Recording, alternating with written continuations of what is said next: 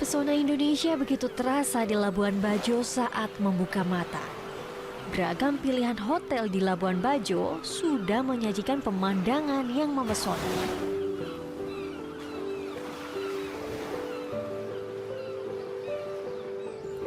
Akhirnya tiba juga waktu berwisata ke Desa Wairebo. Tapi sekarang mau sarapan dulu nih. Pemandangannya udah bagus, enak banget deh kalau misalnya sarapan dengan pemandangan Labuan Bajo. Tadi saya sudah koordinasi sama warga lokal di sana. Nanti mereka akan temenin nih perjalanan menuju Desa Wairebo dimulai dari trekking di Desa Denge. Tapi saya mau ngobrol dulu nih sama Mas Menteri pengalamannya ketika ke Wairebo. Hai Mas Andi. Halo. Mas Andi, bisa diceritain nggak bagaimana pengalaman Mas Andi waktu berwisata ke Desa Wairebo? Untuk menjangkau Desa Wisata Wairebo itu perlu hiking berjam-jam dan mendaki gunung, tidak ada listrik, tidak ada jaringan telepon, kesunyian, keheningan, dan juga pengalaman spiritual selama perjalanan itu betul-betul kita rasakan sebagai sensasi yang berada seperti di atas awan. Dari kota Labuan Bajo menuju Desa Denge akan menempuh waktu perjalanan sekitar 5 jam dengan menggunakan mobil. Saat melintasi Lembor, Manggarai Barat, hamparan sawah sangatlah memesona. Namun saat sudah masuk ke arah desa, jalannya sudah tak mulus. Untuk melintas saja harus ekstra hati-hati karena jalan hanya dihubungkan dengan tumpukan batu. Jadi gunakan mobil yang sesuai ya travelers.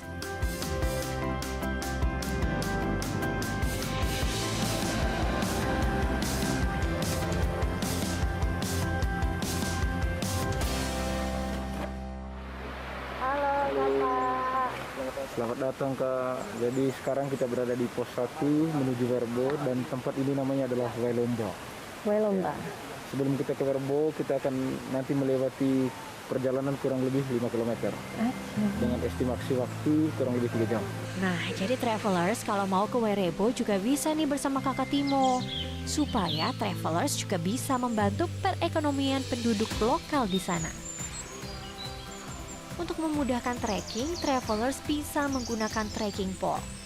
Medan trekking ternyata cukup mengagetkan nih travelers. Jalan menanjak terus saya tempuh tanpa ada bonus landai.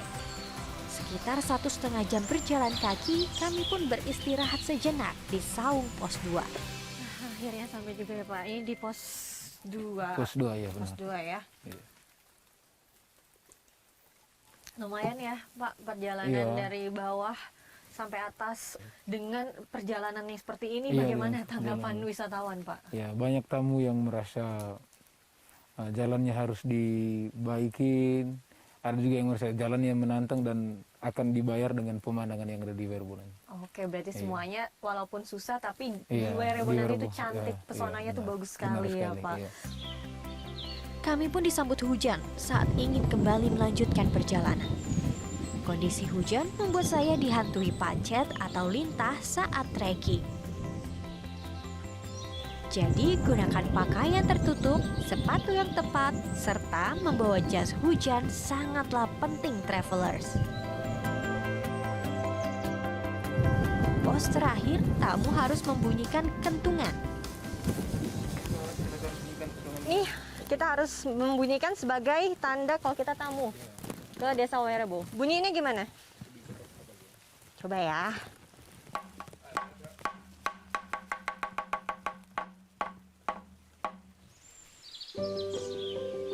Dari pos 3 menuju Desa Wairebo sudah dekat. 3 hingga 5 menit pun dapat saya tempuh.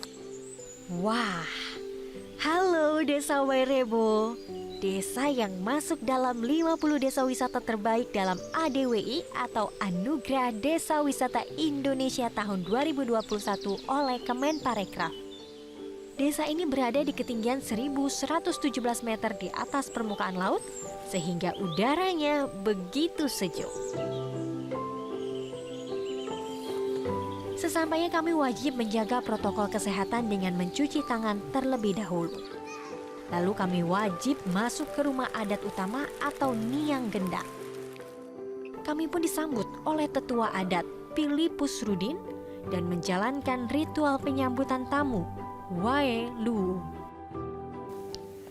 Izin saya dari Jakarta ingin bertamu ke desa Wairebo. Anak Honrangau, lamai Jakarta. Bangka taude itu de bewe lorda aku natas labar. Ritual ini memiliki maksud meminta izin kepada leluhur agar selamat selama di Wairebo dan selamat sampai pulang di Jakarta. Sesudah ritual, maka saya seorang tamu ini sudah dianggap sebagai warga desa Wairebo. Saya pun memutuskan untuk bermalam di Wairebo dan menginap di salah satu baruniang khusus wisatawan. Masa pandemi saat ini, proses disinfektan dilakukan sebelum tamu menginap. Nantinya, wisatawan akan tidur bersama secara melingkar mengelilingi baruniang.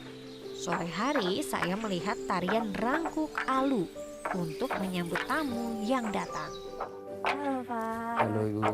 Ini tarian tradisional di Wairebo ya? Iya, ini tarian tradisional di Wairebo yaitu Rangkuk Alu. Oh, Pak, ini kan Wairebo masuk dalam Anugerah Desa Wisata 2021 oleh Kemenpar. Kira-kira ada kebangkitan ekonomi tidak yang dirasakan? Iya, kaum ibu-ibu masuk dalam kelompok masak dan juga ibu-ibu juga masuk dalam kelompok kreatif tenun. Kehadiran Bapak Menteri kemarin benar-benar memberi motivasi ataupun pikiran kepada masyarakat Wairebo tentang untuk mempertahankan dan lebih kuat lagi mempertahankan budaya Wairebo sendiri. Memang karena cantik sekali ya di sini ya Pak, dari rumah adat. Ini tariannya juga, saya bisa coba nggak nih Pak bermain bersama, nari bersama? Iya, bisa. Bisa ya? Saat mencoba, ternyata terdapat beberapa gerakan kaki untuk melompat di antara kayu yang dimainkan. Saya sangat merasakan keseruan tarian ini. Irama ketukan kayu disesuaikan dengan lompatan kaki agar tidak terhimpit. Itu kan seru banget kalau saya wisata di Indonesia aja. Udah pemandangannya bagus banget, ada budaya rumah adat dan juga permainan tradisional.